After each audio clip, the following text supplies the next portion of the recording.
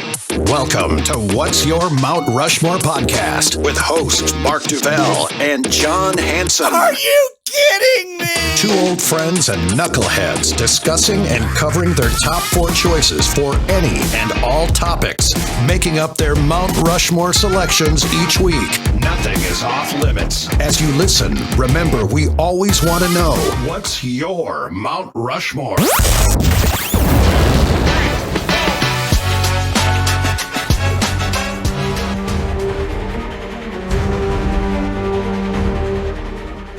In a world where a couple of ding-dongs are recording a podcast about movies, you've got What's Your Mount Rushmore? Yeah, it's us again. Thanks for joining us. Here we go again. Yeah, here we go again. This is John Hanson. I'm one of your hosts. I'm the other host. You've heard us. You're starting to love us. My name is Mark Duvall. I'm the other host of What's Your Mount Rushmore? You know what? On today's forecast, it has a partial chance of greatness, along with some gusty winds and frigid opinions. On this episode, we discuss our Mount Rushmore of natural disaster movies. We brought in a legitimate expert. Our guest today is the very definition, and I can't stress this enough, the very definition of Minnesota nice. Born and raised in Stillwater, a former and current disc jockey at Twin City radio stations such as, listen to this list, Cool 108, Bob 100, Cities 97, 104.1 The Point, K102, K-Talk, and currently WDGY. He's also an Emmy award-winning meteorologist from the WCCO Channel 4 News, and most importantly, he's appeared in the Tim Allen movie Joe Somebody. Ladies and gentlemen, we are proud to welcome to our podcast meteorologist Chris Shaffer. Yes. Boy, you hear that list, you'd think I'm 130 years old. It just sounds like the typical DJ's resume where it's just a ton of call letters. I got to tell you, too, because we are going to talk about movies. That Joe Somebody, I got to sit next to Julie Bowen, who, of course, launched to fame in Modern Family. Yeah. And she was awesome. And as pretty as you think she is, she's twice as pretty in person. Tim Allen, who was the star of that movie, he just kind of did his own thing. He didn't really interact with people, but I got to sit next to Julie for about 2 hours filming my scene, and I haven't showered since. I just, I might have to head down to WCCO just to give you a quick sniff. For sure. I get it. No, I fell in love with her over the whole, what was it, like 11 seasons of Modern Family. But she was also the PGA Tour manager in Happy Gilmore 1. I'm curious if she makes an appearance in the new one. I believe they just started filming recently, or are like currently just starting production on. That's true. She had a bit part in, I guess it was a sequel, American Werewolf in Paris. Wow. She's like an American in Paris and runs into the werewolf at the wrong time. So it doesn't end well for pretty Julie Bowen. Oh, no. Because that is when you were still working at Cities 97, I believe, is when you did the Joe Somebody movie. And it was like a big bar scene, wasn't it? It was. It was at Grumpy's Bar on Washington Avenue, and they totally redid it to look like a different bar. And I remember showing up at 2 o'clock in the afternoon. I got home at about 4:45 in the morning after shooting a scene that lasts about 2 minutes in the movie. Yeah. And I walked in and to work later that morning and talked to a good friend of ours, Dave Ryan, and told him all about it. He's got a part in that movie. You hear his voice. He's like the DJ on the alarm clock. Yeah. And he said, "How was it?" And I said, "I am so tired, but I'm so jacked because it was so fun to experience that." That's great. Yeah, I remember that clearly because at the time that's when I was the promotion director at Cities, and you were our midday, right? You were a midday personality, 12 to 2-ish or 11 to 2, something like that, if I remember right. In there, yep. Somewhere in that, yeah. And I remember you were pumped about that. You were excited to go do it. And of course, going into it, you didn't know what you were getting into or how long the day would end up being and all that. But I remember hearing stories about it after the fact, and that was very cool. And it is. I mean, when you watch the movie, maybe it's because we know you, but I spot you. You're there. It's easy to see in the movie. I mean, you're front there and he center. is. I definitely remember that. Yeah, it's interesting because we've had a string of movies. Jingle All the Way was filmed here with Arnold Schwarzenegger and Phil Hartman and all those guys. It's just fun. I think half the fun is it's not that the movies are that great, but you know all these locations. You see buildings and restaurants, and it's fun. Yeah. Wow. I could not include that in your intro that you were in Joe Somebody, because I always got such a kick out of that. I have a copy at home. If anybody needs to borrow it, you holler, because I don't know if you're going to find it in the stores. Well, like we kicked off, I mean, you truly are there. Who else would we even consider asking to be on this podcast with this specific topic when we're talking about natural disaster movies, when we have access and an old friend like you that is a meteorologist? So Yes. And it's interesting watching these movies too, guys, because I'm a little hypercritical. It's like I know the weather, I know the science behind what's happening, and sometimes Hollywood really does a good job. Other times they kind of glaze over things, and I'm like, oh, come on! At the end of the day, it's entertainment. And with at least one of my picks, and maybe even a couple of them, I am going to pick your brain on them and say, okay, how feasible was this? Is it something that could have happened, or is it just complete Hollywood nonsense? And some of them are probably somewhere in between. Yeah, I think you're probably right with 90% of them correct. Yeah. Yeah. without further ado, let's skip to it. Let's give Chris the honors. He's our guest. So, Chris, what is number one? I have a few. I tended to lump these into weather categories, and I was thinking about different movies that involve different natural disasters, and one is a little off the beaten path. I was thinking of tsunamis because it's something I studied in school, but really didn't become a big deal until the big tsunami hit in 2004 that hit Indonesia. And there was a movie called The Impossible that came up in 2012. Naomi Watts, hello. Good-looking lady. Wow. Yeah. Ewan McGregor, our young Obi-Wan Kenobi. Yeah. What I liked best about it was Tom Holland is a kid in this movie before he would go on to become Spider-Man, and it's by far his best acting performance. It basically covers the tsunami that hit, and they get right into it in the movie, and then it's more of a recovery from it the rest of the movie. And that was a little slow for me. Good drama movie. The better tsunami movie, and there's no way you guys have heard of this movie. I stumbled upon it. It's called The Wave, which is a great name. It came out in 2015. Guys, this goes against everything I believe in. It's a Norwegian film, so you don't know any of the actors or actresses. Wow. It's subtitles. I hate subtitles. It's too much work. Yeah. But basically, the setting is... this town is on this beautiful lake, or a fjord, they call it, in Norway. And there's big mountains all around it, and there's seismic activity, and the rocks crumble. When they crash into the fjord, they create this 275-foot tsunami wave that is threatening the whole town. For not knowing the actors, for having to read a lot of the action, it is compelling, and I think it belongs on the Mount Rushmore. The Wave, a tsunami movie. Vi snakker om en 80 meter høy bølge her. Etter 10 minutter så finnes det ikke Geiranger lenger. Not only have I not watched it, never heard of it, but it does sound like the perfect name. For some reason, I feel like I've seen that movie poster, but I have not seen the movie. But I'm now intrigued to do so, but I just got to make sure I'm in the mood to read. I don't recommend drinking when you watch it because it's really hard to keep up with the subtitles. Oh, Oh, yeah, I struggle already. Right? yeah. I have to watch those at home because I have to pause every scene. Yeah. There are occasions where I use closed captioning, but that's just because my ears aren't so good. But that's different because it's just filling the gaps. But reading subtitles is a whole different story. So that is a better tsunami movie than you said The Impossible? Yeah, I think The Impossible, that was the big budget movie version of it with the big stars, of course. The only problem I had with it was, I mean, they get right to the tsunami, which is great. You're not drug out with when is this thing going to happen. Yeah. And you probably shake a tear or two in the movie. It's a very good movie, but I thought this movie out of Norway was just so much more compelling. And again, if it had to jump the hurdles of, I don't know who these actors are, I'm tired of reading, but this is so compelling. I got to see what happens to this town and what happens to this family and these people. And Wow. It's worth a watch, and it's a pretty quick. I think it's an hour and a half. All right, I love it. I love that's why going to a meteorologist, we're going to hear some deep track stuff that we probably don't know or are that familiar with. So I love that pick. Mark and I talk about this all the time because we encourage our listeners to share their Mount Rushmores on these topics too.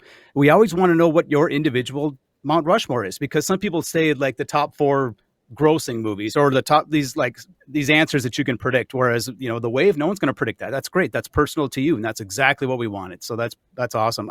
That's actually a really good transition for me in my first pick, because my first pick involves a tsunami in a sense, but it's not about the tsunami. It's from 1972. It's the Poseidon Adventure. So okay. It's I went way back on this one. Some of the younger people may have never even heard of this movie. Well, actually, no, they redid it. I think they redid the Poseidon Adventure a couple of years back. I don't think I even watched that remake, to be honest with you. But the original, again, 1972, just goes to show, well, first of all, the 70s were kind of the era of that big disaster movie. And America loves a good disaster movie, because all of my movies were massive hits, including this one. $4.7 million was the budget. $125 million they made at the box office. So, I mean, what's that? 25 times its money or something like that. So It was a massive commercial success. Released in December of 1972, its popularity went into the 1973. It became the highest grossing movie of 1973, and had that ensemble cast. I'm sure you guys have seen it before. 5 different Oscar winners appeared in this movie, including Gene Hackman, one of my favorite actors. Gene, he's a badass. He's great. This movie, anybody who hasn't seen it before, it's about a ship that capsizes. Let's just be honest. I think it was a massive underwater earthquake that caused the tsunami, which I know is a real thing, right? That's a real weather phenomenon. It is. Yeah, it is. So they had that part right. What I don't quite get is it didn't sink. It's not like the Titanic. All this ship did was tip upside down and floated at the top of the water with the hull above the water. And all the people that survived, of course, a lot of people died in the ensuing flip of the ship, but the people that survived had to go to the bottom of the ship, which was actually climbing because it was upside down. So it was a weird dynamic, and it actually led to some pretty good movie making, especially for the early 70s. Gene Hackman was a guy that led them through all this stuff and led the survivors to the top. And I've always loved the movie. Since I was a kid, I loved it. I haven't seen it in a number of years now, but I'm sure I'd love it again. That's the way out. That's our only chance. Don't listen to him! We've got to stay here till help arrives. Help from where? From the captain? He's dead. I'm blown away that movie is 52 years old. I guess I would have never guessed that was made in 72 for some reason. I thought it would have been like late 70s, early 80s. Yeah, I maybe would have said mid 70s if you'd have put me on the spot before this. Wow. Well, again, that's a unique pick. It's not on my list. No spoiler there, but I love it. The first two. So I'll transition into my first pick because I am going to go big time summer box office right out of the gate.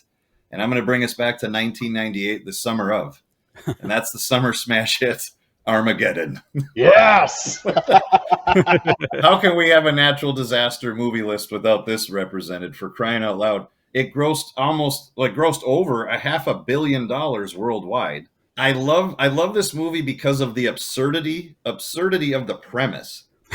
The fact that NASA sees this Texas-sized comet or meteor, approaching Earth. So naturally, let's go get the best oil drillers on planet Earth, turn them into NASA astronauts, teach them how to be astronauts in 2 weeks, fly them to the meteor, drop them off so that they can oil drill to drop nuclear weapons and nuclear bombs into the meteor to blow it into pieces so it doesn't hurt Earth.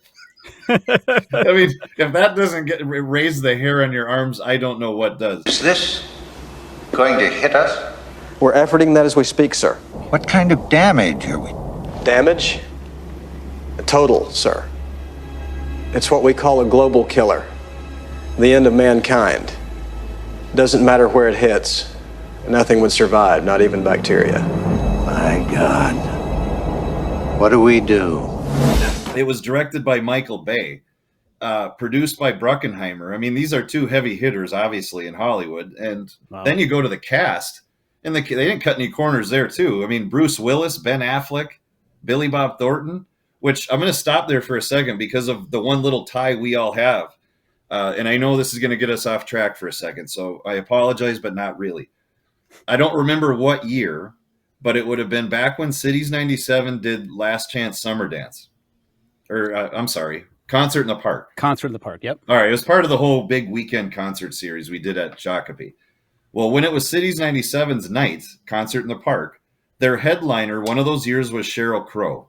All of us, who didn't matter what radio station you worked for, but if you were part of the group, this was a big team effort to put these big concerts on. I will never forget this the rest of my days. When Sheryl Crow was about an hour away from taking the stage, I had the task, and this literally, Chris, was my job. I don't expect you to know this, so this is probably new to you, or you've never heard this before. Billy Bob Thornton flew into town because he was friends with Sheryl Crow and wanted to see this outdoor show.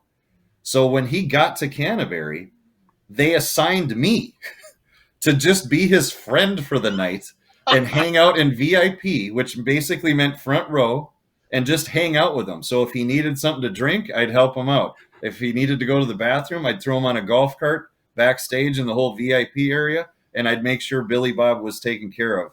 So for one evening of my life, I got to watch Sheryl Crow from front row with her friend and Oscar winner, Billy Bob Thornton. I will, at every opportunity, Chris, I will happily name drop every chance I get.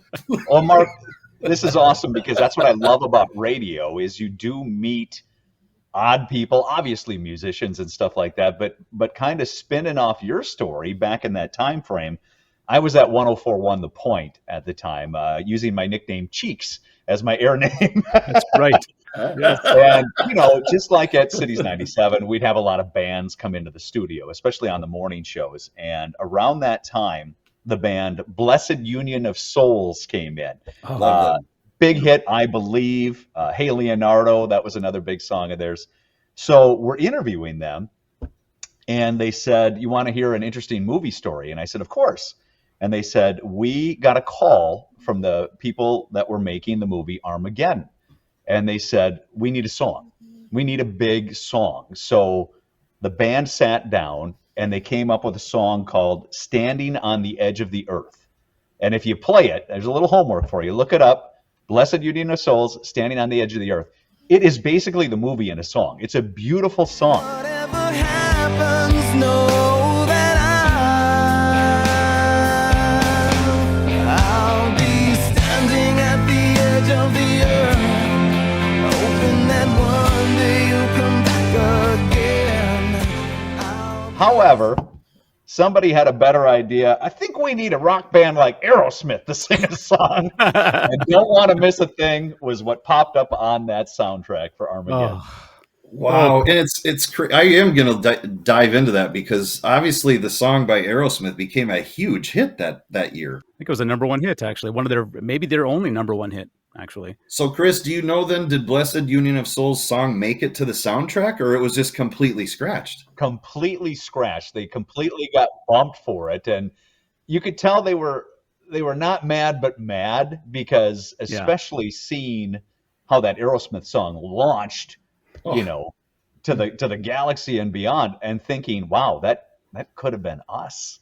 So that is crazy. But it is a good song. If you play it, it'll remind you of the movie instantly if you play that song. What I always thought was funny was they found it easier to get these oil rig guys and teach them how to be astronauts rather than teach an astronaut how to drill, how to use a drill.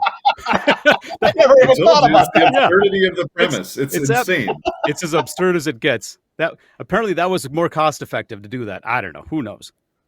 So as a meteorologist, you're saying that there doesn't have a lot of scientific validity. Is that what you're saying? Yeah, that part. It's like we need some open heart surgery. Quick, custodian, get over here. Yeah, I'm gonna teach you how to work on this guy's chest. Yeah, exactly.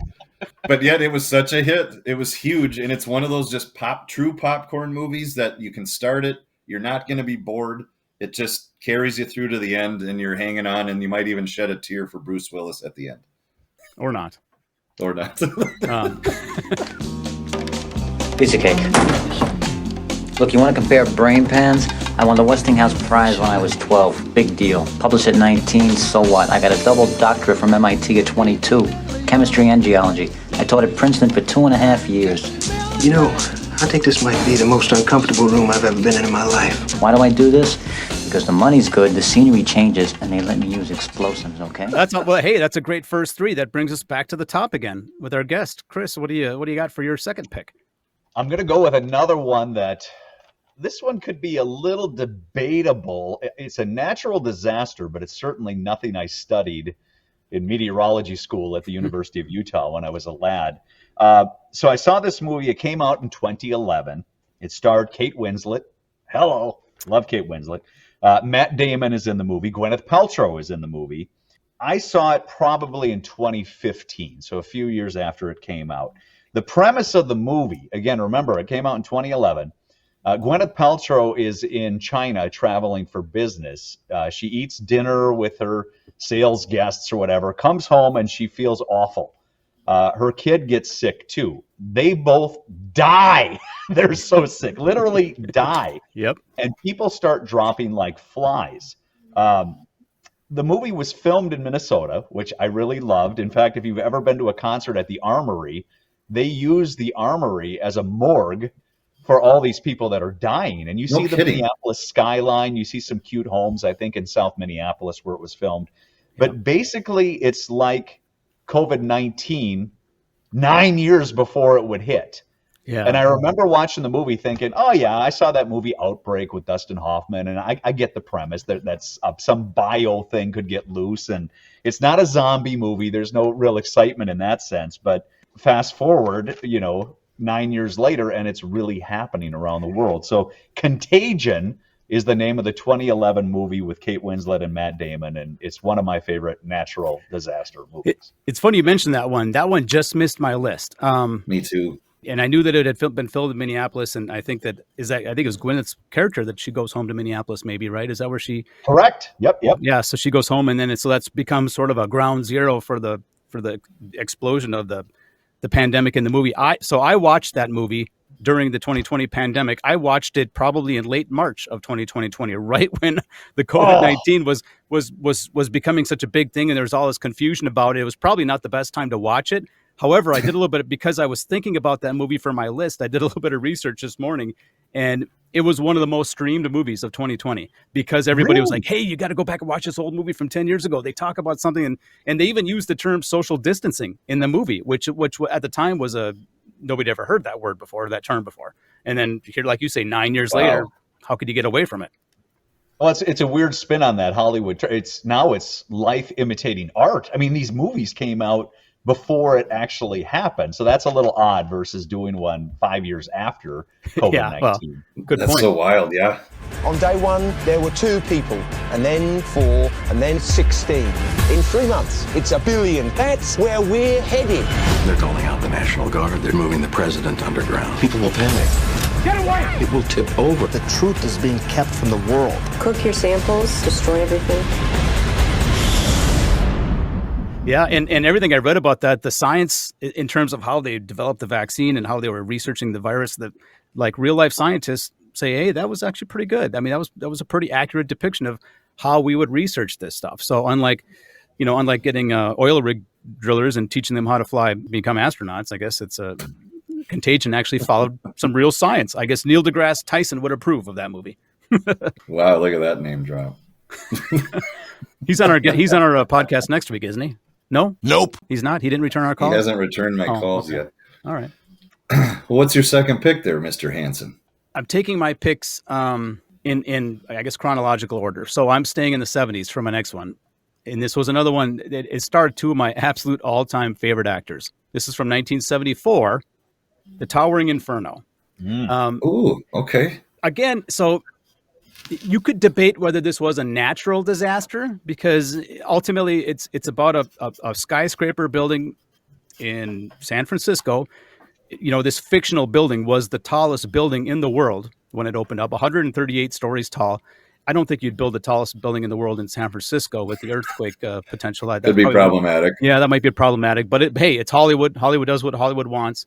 But it starred a lot of actually big time actors, but Paul Newman and Steve McQueen are two of my all time favorite actors. Those two guys are about as cool as it gets. If we're going to do a Mount Rushmore of cool dudes, that might be my 1 and 2, to be honest. I mean, those guys were about as cool as it gets. And so anyway, but it's not necessarily a natural disaster because the fire breaks out because of human ineptitude. They were cutting corners in the building of this skyscraper. They were actually, it was literally the grand opening of this thing is when the fire happened. So there were all these people celebrating on the 138th floor, and the fire happened about 30 floors below, and they had to figure out how to get them all out and put the fire out, and then chaos ensues. Let's just say that. But yeah, I love that movie when I was a kid. It's one of those movies I saw probably when I was just a small tyke. It's always stuck with me.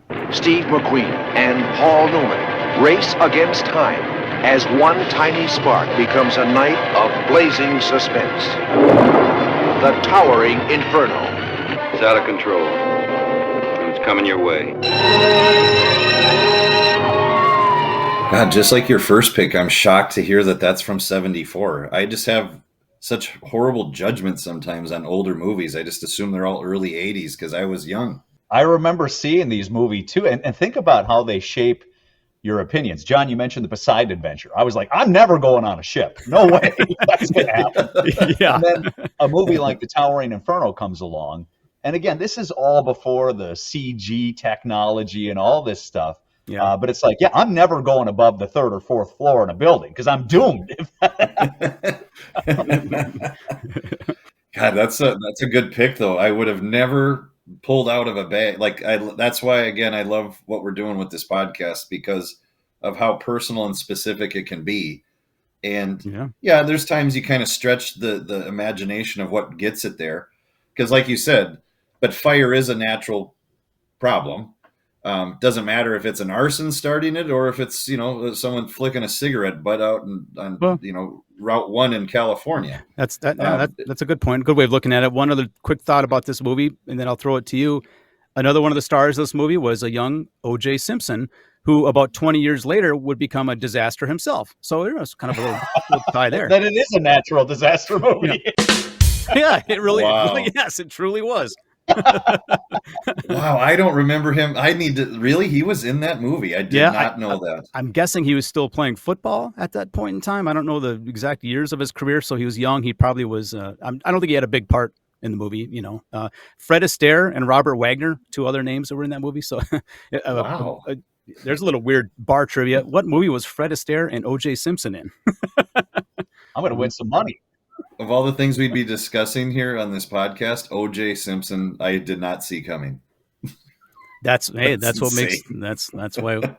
people listen for that craziness. We're wacky. All right. Well, this isn't so wacky because we actually did just cover it real quickly, but it is on my Mount Rushmore, and it very much is under the umbrella and category of Contagion. It is the 1995 movie Outbreak. So that did make mine. Okay. And mainly because I'm just such a dorky, big fan of Dustin Hoffman and Morgan Freeman. And who doesn't like Rene Russo, especially if you've seen the movie Major League. But again, it's kind of interesting because we kind of touched on it a little bit already as it related to our big thing with COVID-19. These kind of movies clearly would rise to the top of your interest. Like in Outbreak, it didn't come from a mysterious bat, if that really is what COVID-19 originated from. No one seems to really know. But at least in Outbreak, it's definite. It was the sick monkey. Yeah. And it was a fictional virus, but it went airborne. And it was that's, I think, what was kind of fascinating about it even then. But it was just interesting to see how the plot of the movie Outbreak speculates how far military and the civilian agencies will go to contain a deadly virus and what they'll do to cover it up or who they'll hurt to prevent it. That's what I always found so interesting about it. And it was just a cool action movie on top of it. It spreads like the flu. Impossible. Fine.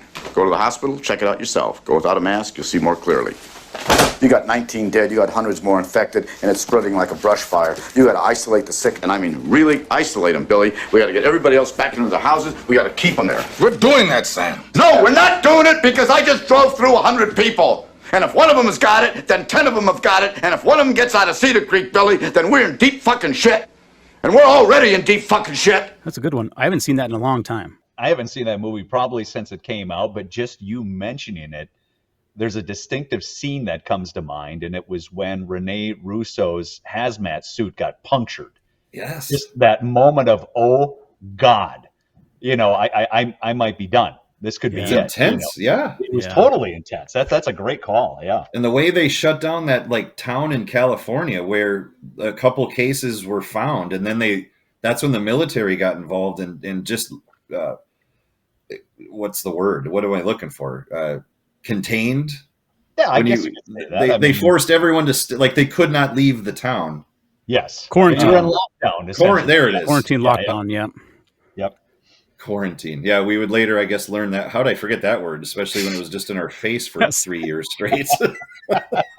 because you wanted to forget it. That's why. Maybe. Outbreak was pretty good. I also like the part where Dustin Hoffman, he goes to Vegas with Tom Cruise. That was another part of that movie I enjoyed. Oh, what? Hey, am I mixing up my movies here? Oh yeah. Was it the Outbreak that allowed him to be good at counting cars? Did it warp his mind? Yes, it was. We figured it out. If it is, where's that damn sick monkey? I'll book a one-way ticket to Vegas tonight. Get the monkey. Well, Chris, it's back to you, man. I'm dying to know because you guys already have thrown me off tilt. This one, I think you're going to be like, yeah, I was waiting for this one to come up. It's a heavy hitter like you had earlier, Mark. There's a couple reasons why I like it more, because this is a movie that I found very, very rippable as a meteorologist. 1996 Twister. I have not seen Twisters yet. I hear it's good, action and all that stuff, and I think that was the main selling point with this movie. Helen Hunt, yeah, I get her as an actress. She wasn't my favorite on Mad About You or whatever, but I've always been a big Bill Paxton guy. To see him in a movie is great. I mean, this is a guy that was Chet in Weird Science, if you ever saw that movie. Yes. He was Private Hudson in Aliens and dropped more F-bombs in a couple scenes that I've seen in many movies. Tombstone, and a small fact, he was in the original Terminator. He was one of the punks when Arnold Schwarzenegger first walks up naked after traveling through space. Yes. And says, "Your clothes, give them to me now." Yeah. Well, Bill Paxton is the one who taught him to swear by saying, "Blank you, a blank." Along that line, Jamie Gertz stole my heart in the 80s. I loved her in The Lost Boys. I loved her in Less Than Zero. She's got a smaller part in this one. But yeah, it's all about tornado chasing. It's the wonder of nature, baby! These sensors take scientific measurements. You gotta get in front of the tornado and put it in the damage path. You gotta get further ahead of it. I know what I'm doing. Have you lost your nerve? Tighten your seatbelt. It's at 2 o'clock. It's heading this way. The special effects, not so great. I mean, I take the scene at the end where they're hanging onto that fence or something, and it's like, that's like an EF3 tornado. You're not hanging onto a fence when this is hitting. But probably my favorite part of the movie, and this is a personal story, a mentor of mine in the world of meteorology, and you guys will know the name. His name is Paul Douglas. Oh, yes. He was a great meteorologist at Care 11 back in the day. Then he came over to my channel, WCCO, for years, and I actually had the honor of working with him. He's got a bit scene in the movie, and there's a reason for it, because can you imagine being at home and Steven Spielberg calls you and says, "Hey, I want to use your technology, your weather software in my movie. Is that cool?"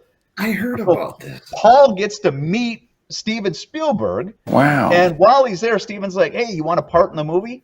So if you watch the movie again, there's a nerdy scientist who says, "Hey, Bryce, you better come here and take a look at this." That's Paul Douglas. Oh, wow. Oh, I feel like I knew that, and you just reminded me that I knew that. Yeah. Paul, because you're right, he did. I don't know what the technology is that he created, but I'd always heard that he created something. Yeah, and it's also technology that was in the original Jurassic Park. If you remember, I'm just going to call him Newman from Seinfeld. I don't know what his character name was in Jurassic Park, but at the beginning when the hurricane's coming and he's putting the little samples into the shaving cream thing and rushing for the dock, the quick weather blurb you see on the monitor was also Paul Douglas technology. Oh, wow. Very cool. But I can't imagine getting a phone call from Steven Spielberg. I'd probably just hang up and think it's one of my dingling friends.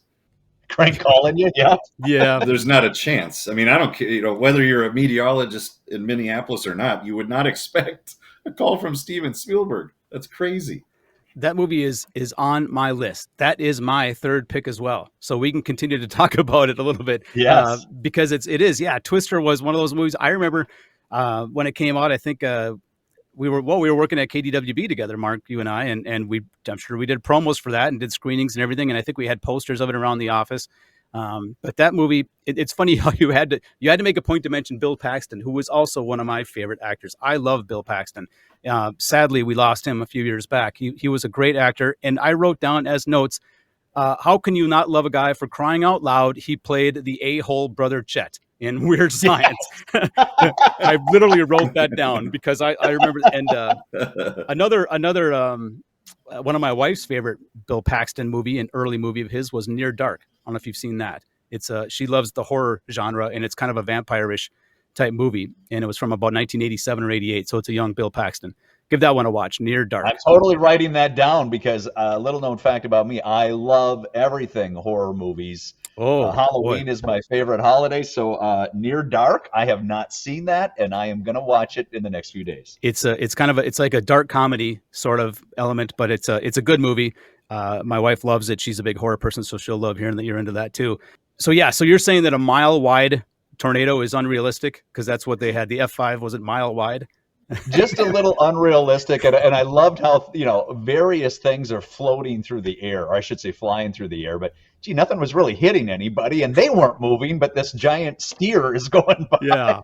Yeah, there's like a cow in the movie poster just flying right on by. Oh man! So Chris mentioned he has not seen Twisters. John, have you? No, I haven't yet. Have you? I have. Okay. I prefer the original. That's just my take. The technology and probably the CGI and the storm coverage, it's a little different in Twisters. I don't know. I just like the storyline, the plot with Helen Hunt and Paxton better. One thing that Chris might appreciate was when that movie did come out, there was a massive increase in meteorology students at colleges around the country because all of a sudden everybody wanted to be a storm chaser, and they thought, well, I got to go get a degree in meteorology before they can do that. By the way, I was worried about this podcast episode recording with you because I kept thinking I was going to screw up the word meteorology or meteorologist, and I've said it I think 4 times now without any problem. So I should just stop. You're doing good. You're on a roll. Yes. It's interesting, too, you talked about storm chasing because that's one of the questions I get asked all the time. Do you storm chase? I used to when I was younger before I had kids and life was a little more precious than it is now. But an interesting tidbit about that is oftentimes you might hear of a fatality with a tornado. What they don't tell you a lot is sometimes it involves storm chasers, and not because they got too close to the tornado or they got sucked into the vortex or they got hit by a stop sign.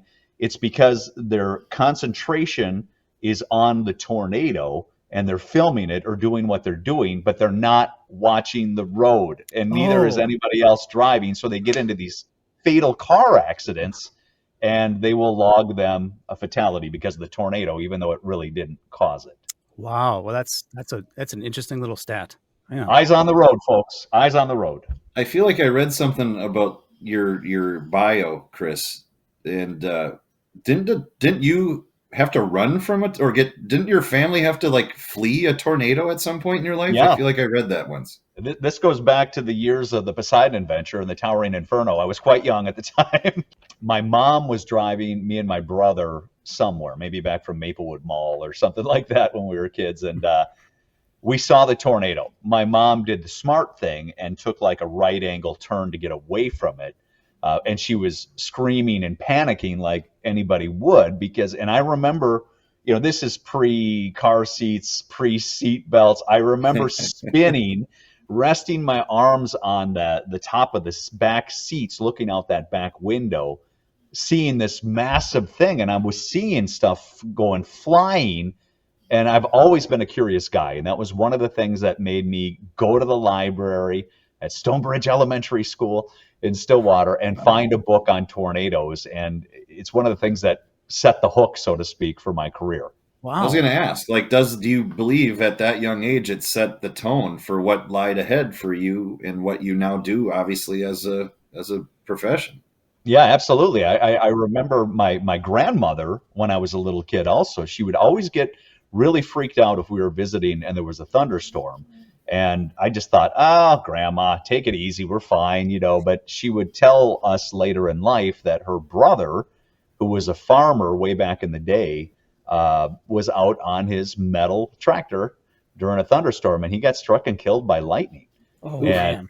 yeah, you hear about that, but you're thinking, what are the odds? Here's this guy on a plot of land in southern Minnesota, and kidding. again, to the library I went. How does that happen? Yeah. And Wow. that's kind of fueled my career. Yeah.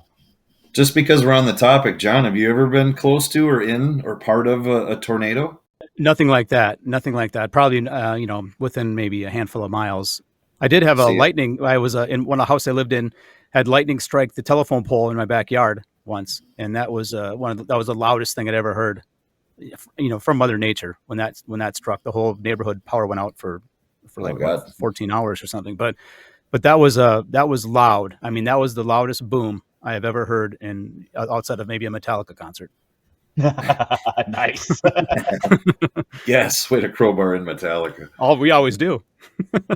Well, here's the thing. So we'll give Chris some legitimate cred. He is a meteorologist, and there I said it right.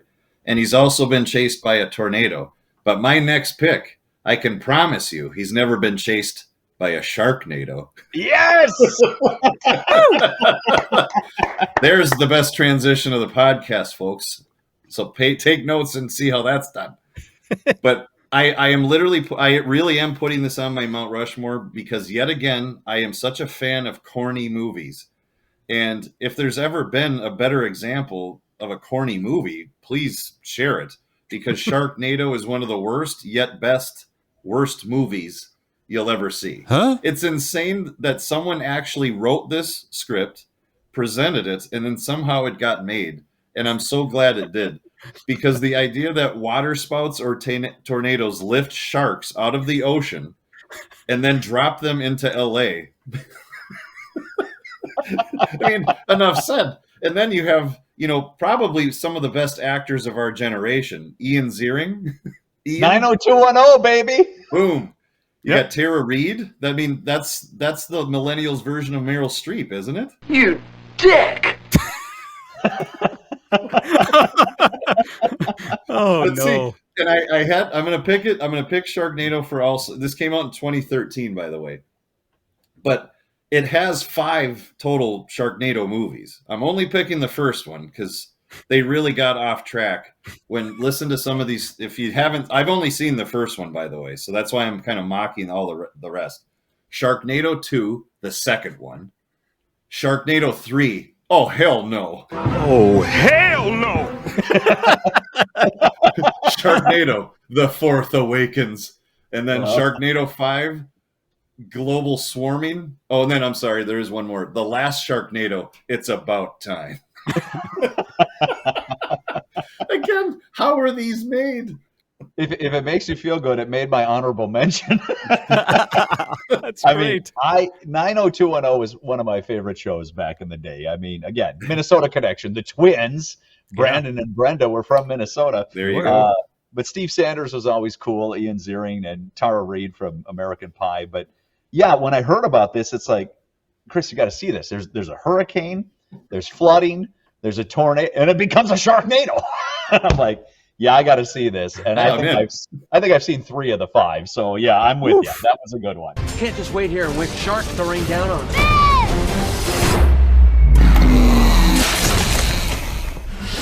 We're gonna throw bombs into the tornadoes. It's too dangerous. Too many of them. We're gonna need a bigger chopper. Claudia, move! It's time to leave Kansas, mate. Please tell me you saw Sharknado 3. Oh, hell no. Oh, hell no, yes. That's my favorite one of the whole list. That's great. I do need to see it just because of the title. Yes. We have to at least put the question out there. Is there any, realism in that movie? Is it possible? Do we have to be afraid of the Sharknado, or are we safe? So it's something I tell kids a lot. I go to a lot of schools and speak to kids about weather, and to educate them, but also to try to take their fears away and tell them if you're prepared and have a plan, it kind of zaps the scariness. But I often do tell of stories of water spouts that pass over lakes or sometimes the ocean, and they're essentially a tornado over water, but they're strong enough that there have been many, many documented cases where the three of us could be sitting having a barbecue nowhere near the storm and a fish falls out of the sky. And it could still be flopping because it's a lot. It got sucked up into the water spout, carried miles, and then gravity takes over, and here this fish lands. So the difference is when the fish fall out of the sky, they're not opening their mouth and trying to eat. They're just falling. They're just falling. And in a perfect world, they're falling right onto that grill that you talked about that we're all standing in front of. Perfect. We got a meal. Yes. Yeah. So Bass NATO, that's a project you're working on? There is a Bass NATO. I like that title. Oh, hell no. Bass NATO. Oh, hell no. I love it. Oh, I'd fund that. I'd write a check tomorrow. Let's do it. So that was my third pick. So we are now down to Chris Shaffer's final pick on his Mount Rushmore of natural disaster movies. All right, for my final one, this is kind of a tough one. I was bouncing this off a few of my WCCO colleagues. Frank Vassalero thinks I'm crazy. Amelia agrees with me because she loved the movie. I think that's the only reason she agreed with me. But 1997, it has an origin story, I guess, in natural disasters. Once again, it involved Bill Paxton. Maybe that's why I love the movie so much, because he's one of my favorite actors. Kate Winslet. You know, she got the Contagion earlier, and now she's on a ship with Leonardo DiCaprio. Yeah. And I guess you hit an iceberg and 1,500 people perish. I think it qualifies as a natural disaster movie. Of course, I'm talking about Titanic. It had the killer song from Celine Dion. It had all the special effect actions you would want. Plus, it had a heck of a love story as well. I like Billy Zane, the bad guy in that movie. I liked him in a slew of other. He was brilliant in it. Yes. Yeah. So I'm going to go with Titanic because of the iceberg right ahead. Is there anyone there? Yes, what do you see? Iceberg, right ahead! Thank you. Iceberg, right ahead! On the starboard! Starboard!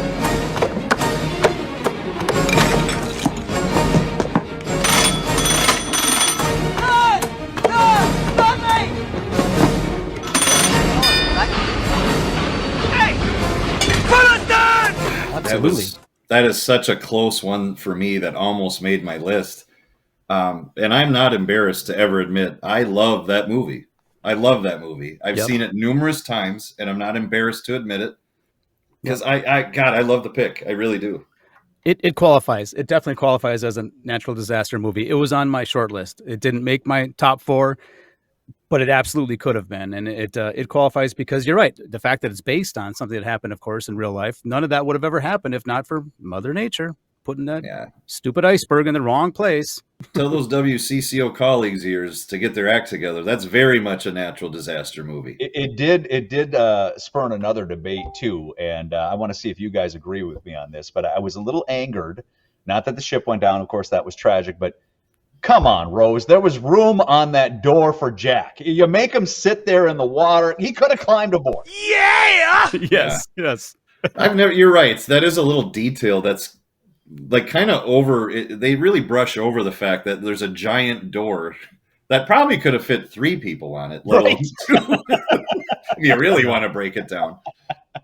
I'm not one of these guys that goes to see movies in the theaters more than once, but I think that might be the only movie in my life that I saw twice in a theater. I can't remember another time that happened. I know why. I mean, because what was that? That was 97, 8? 1997. Yep. Okay, so again, heart of our KDWB days. Yeah. And definitely that was a movie we had a lot of involvement in. And I know the first time we saw it was at the premiere. And then it was that good. I think we all went back as a staff, like in the promotion and marketing department. We all went, we couldn't get enough. We needed to see it again. We did. You're right. That's why I saw it twice. That's 5 compartments. She can stay afloat with the first 4 compartments breached, but not 5. Not 5. As she goes down by the head, the water will spill over the tops of the bulkheads. At E deck, from one to the next, back and back. There's no stopping it. The pumps. If we open the doors... The pumps buy you time, but minutes only. From this moment, no matter what we do, Titanic will founder. But this ship can't sink. She's made of iron, sir. I assure you, she can. And she will. It is a mathematical certainty. And here's a good memory for you guys, too, just tying it back to radio. That was a time, because Celine Dion's song My Heart Will Go On did it. Bruce Springsteen's Secret Garden did it with Jerry Maguire, where they had the song and they worked in movie quotes throughout the song. And I kind of liked it. It was different and reminded you of the movie, but I haven't heard one like that in a long time. Certainly not the Barbie movie or anything like that. No, KDWB, that is the version of that of My Heart Will Go On that they always played. It did mix in clips from the movie, and it just brings you in. Yeah, because that was probably the version on the actual soundtrack album. I think maybe the single didn't have the clips. I don't remember what, or maybe it's the other way around. But you're right, we played that version. Movie soundtracks in general, we did an episode a while back about counting down our favorite movie soundtracks, and we both agreed that's a dying art. There just aren't those big epic movie soundtracks anymore. You don't have that anymore. The Titanic type, The Bodyguard, Purple Rain. You don't have those. Footloose. Those are the thing of the past, where you have these songs from movies that go on to be big, massive top 40 hits and then sell all these records. I think that's I think we're over that. Unfortunately, I miss that. I miss movie soundtracks. We got to dust off Kenny Loggins. I know which podcast episode of your guys' I'm listening to when we're done. I want to hear that soundtrack. We honestly, Mark and I both have said it's one of our favorites. It's probably it'd be on my Mount Rushmore of our episodes of the What's Your Mount Rushmore. I'm in. Yeah, I don't think that one disappoints. That one is definitely one of my favorites. To not only when we recorded it, I loved when John adds all the songs. It's cool. It's a fun one to listen to. Yeah. Well, what's your grand finale there, Hanson? Well, for my number 4, we're going to stay on the water. We're going to stay out on the open sea, as a matter of fact. We're going to be out on the ocean with The Perfect Storm from 2000. Yeah. Came out in 2000, starred George Clooney, Mark Wahlberg, John C. Reilly. Unlike, the other movies on my list anyway that were entirely fictional, this one is loosely based on real events. And it was, like the other movies on my list, massive hit. $328 million at the box office. Is one of the top 10 grossing movies of 2000. The fishing vessel, the commercial fishing boat that it's based on, or that it was about, the Andrea Gale, was, again, a real boat that sunk in what was called the perfect storm of 1991. It was October of 1991, to be more specific, which is kind of an important month to a lot of Minnesotans. I'm sure Chris Shaffer can expand on this a little bit, but it's my understanding that the storm that sunk the Andrea Gale, that they ultimately made the movie The Perfect Storm about in 2000, was the same storm, or it impacted the storm that brought us the Halloween blizzard. Is that true? No shit. It log jammed the systems, that allowed that storm to stay parked on us, and obviously gave us our biggest snowstorm on record in the Twin Cities. It was worse in Duluth. I have to remind people of that. And lives on in the lore of meteorology. It's the one thing people love to talk about most. And I'm so fascinated to hear stories of what people were doing that night, when it started. And how about that? Great. Wait. So you're telling me, I love the movie Perfect Storm. It's a great movie. I love it. The Wahlberg, Clooney, the whole cast is awesome. You're telling me in real life, that storm that sunk the Andrea Gale affected the 91 Halloween blizzard, which is probably the most infamous storm in Minnesota's history. Whoa! Yeah, what happens a lot with these hurricanes, because they're clearly the strongest storm systems. This isn't a passing low pressure center that triggers some scattered showers or some flurries. They're so strong that as they're moving, say, up a coast or up the center of a country, whatever the prevailing winds are carrying, generally from west to east, run into this massive force, and it alters what they're doing, basically. Wow. And that can cause an already strong storm system to park and sit still while the larger one clears out, and thus you can have flooding rains or Halloween blizzards. Wow. So were there other examples in history of this happening, or is that one of the more extreme examples? that's an extreme one. You hear about, I know a term that we get, these terms that come up a lot too, that the media grabs onto, like bombogenesis and what was the polar vortex? Yeah. I remember when that hit, everybody was like, polar vortex, who came up with that term? And I'm like, that's some scientist 100 years ago. I mean, this is a phenomenon that's existed, but the media grabbed onto it and it became this giant thing. But John, you talk about the perfect storm. I remember reading more about that storm after I saw the movie. I loved all the actors in it. They all do a great job. Of course, seeing what happens to the Andrea Gale, was that the name of the ship? Yes. It's amazing and scary and probably gripping the movie theater seat while it's going down. And then to read up on how strong that storm system really was is incredible. Good choice. Billy, get out of there. Come about, let it carry you out of there. What the hell are you doing? Hang on.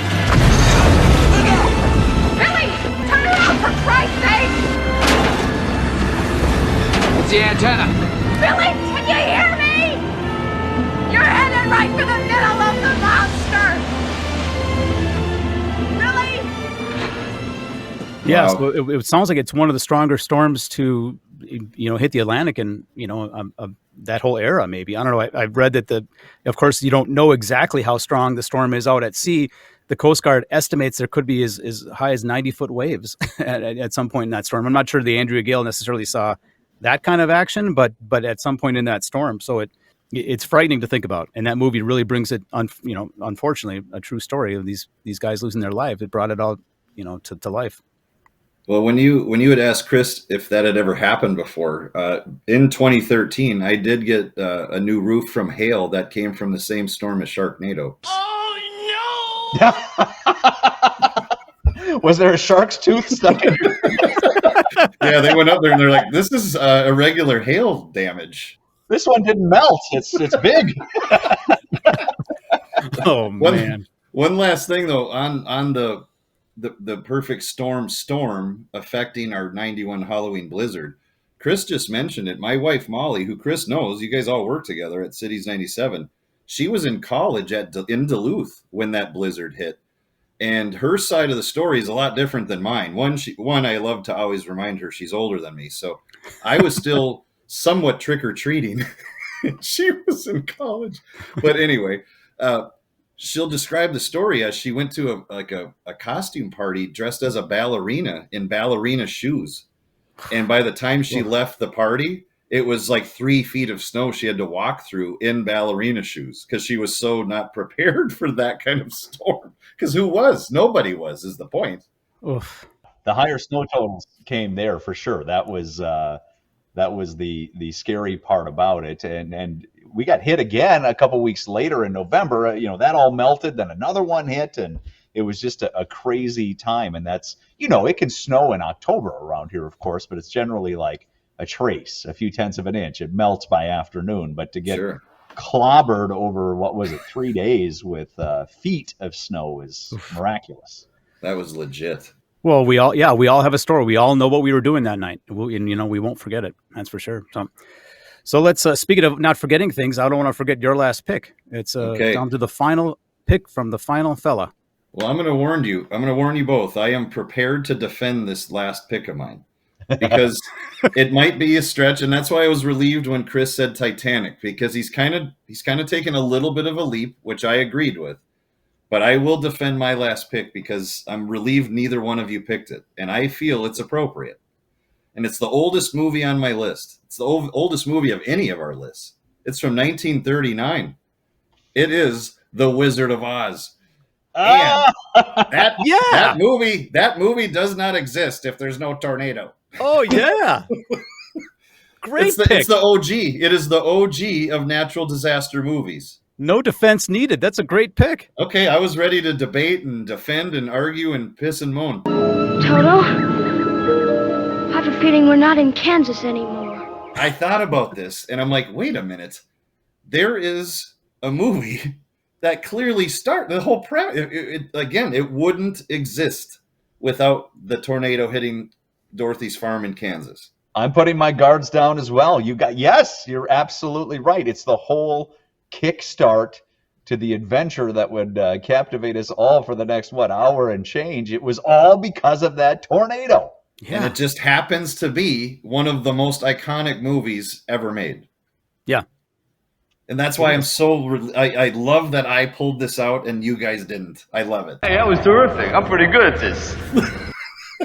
Selfishly, I love that I pulled this off. We have a theme of Minnesota ties. Also a Minnesota tie with Judy Garland. And the ruby slippers, I think, to this day are in the museum in Little Falls, I believe. I believe that's where they exist. There was a big controversy because some guy stole them. Too, and they finally got them back. Yeah, and I'm not kidding. I mean, I think people were outraged when these things went missing. That's how Minnesotans get with this stuff. They were gone for like 20 years before they got them back. Yeah, who knows where they were all that time? Right. Again, it's part of what makes that movie so iconic. Was the use of Technicolor and adding color film to a movie. And what I always thought was so cool is how they used the color element to introduce the Land of Oz. Versus Kansas, when you're back on the farm, black and white. But as soon as she transformed into the Land of Oz, you're off to see the wizard, the wonderful Wizard of Oz. You'll find he is a whiz of a whiz, if ever a whiz there was. If ever a whiz there was, the Wizard of Oz is one because of the wonderful things he does. What a cool way to introduce color. I love it. I love the pick, and it has flying monkeys. So, win-win. Well, I'm always a big fan, too, of movies. I remember the first time, I have 3 daughters who are now grown. They're 22, 22, and 21.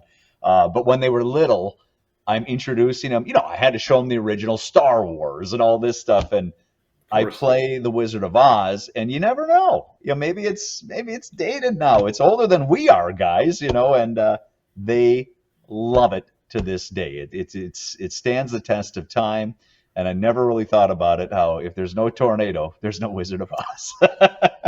Wizard of Oz is going to forever be special to me because my biggest memory of this movie as a kid, and again, I know, sorry to go off on a tangent, it's the old school way that we grew up. But I remember when you would get the Sunday paper, and in the Sunday paper was that week's TV guide, because that is all you had to rely on. There was no internet, there was no phone, there was no app, there was no streaming. But whenever I would see the TV guide, and it usually seemed like they would air Wizard of Oz on like Friday nights. And it was just that night you knew my parents are going to make me a big thing of popcorn from their weird popcorn maker that spits it over the edge into a giant bowl. And then you get to sit down and watch Wizard of Oz. And for that movie it's nostalgic. It's great.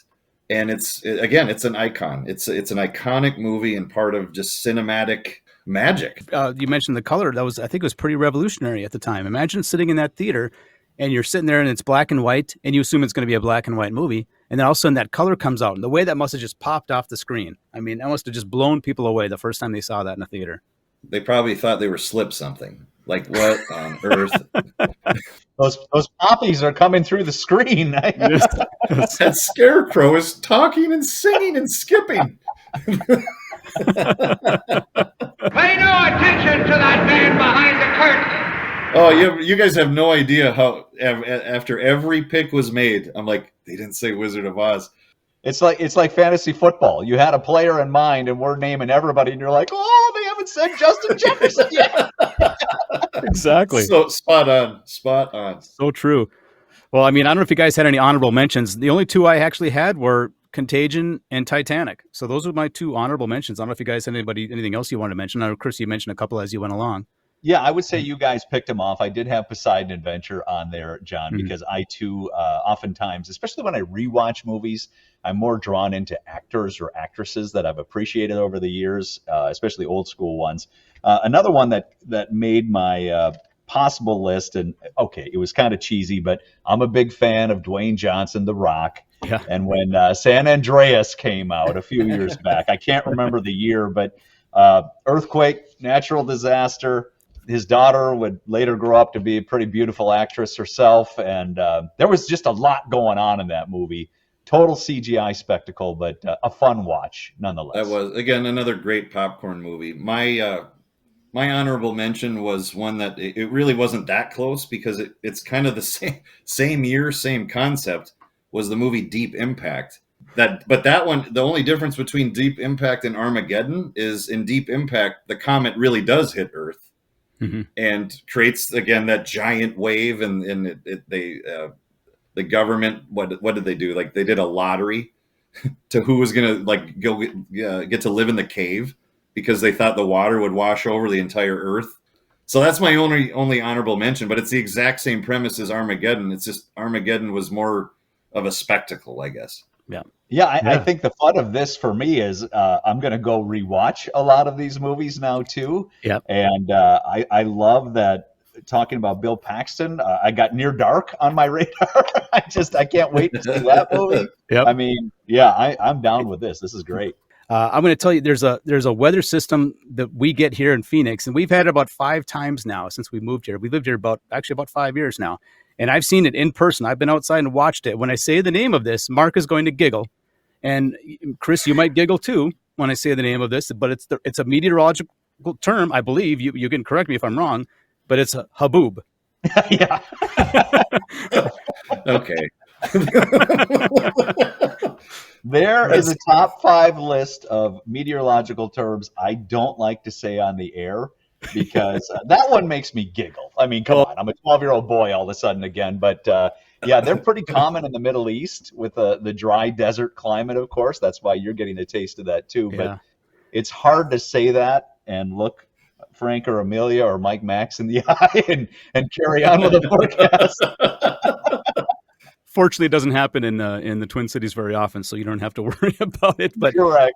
but it is a spectacle to see that thing coming at you. It's something. I mean, if anybody's curious about it, Google it. Be very careful about how you type that into the Google machine because you might find something completely different. But it is an interesting. It's basically a massive dust storm is what they are, with heavy winds, and they can be a couple of miles high, and they just go across the valley like a wall of dust, and and it leaves a coating of dust on everything when they go by. Does it remind you of the movie The Mummy? Remember when the mummy's face appeared in the sand and tried to eat the plane? It's exactly, it is. That's like the mummy. The mummy had a haboob in it, I guess. Now there was a haboob, yes. That mummy had huge haboob. Hey now. Now I want to watch Mummy again. Yes. For an entirely different reason. That's the director's cut. You got to watch that. It is. Oh, man. NC-17, The Mummy. Chris Shaffer, man. I'm going to go back to something I said when I introed you because I really do want to draw more attention to it because I 100% I sincerely meant it. If there is a definition or a photo of someone that defines Minnesota nice, I'm not kidding, man. It's you. My again, Molly thinks the world of you. She always thought like he's just one of the politest human beings I've ever encountered.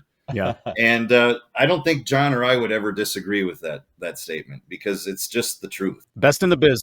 After all this time, I mean, it's been a minute since we all worked together, but the way that you just, without even hesitating, for you to agree to join us and to entertain us and to be a guest on our podcast, we can't thank you enough, man. That really means a lot to John. It means a lot to me as well. So thank you truly. I've often said, sadly people come and go in your life a lot with careers and, moving to different parts of the country and all that, but friends don't.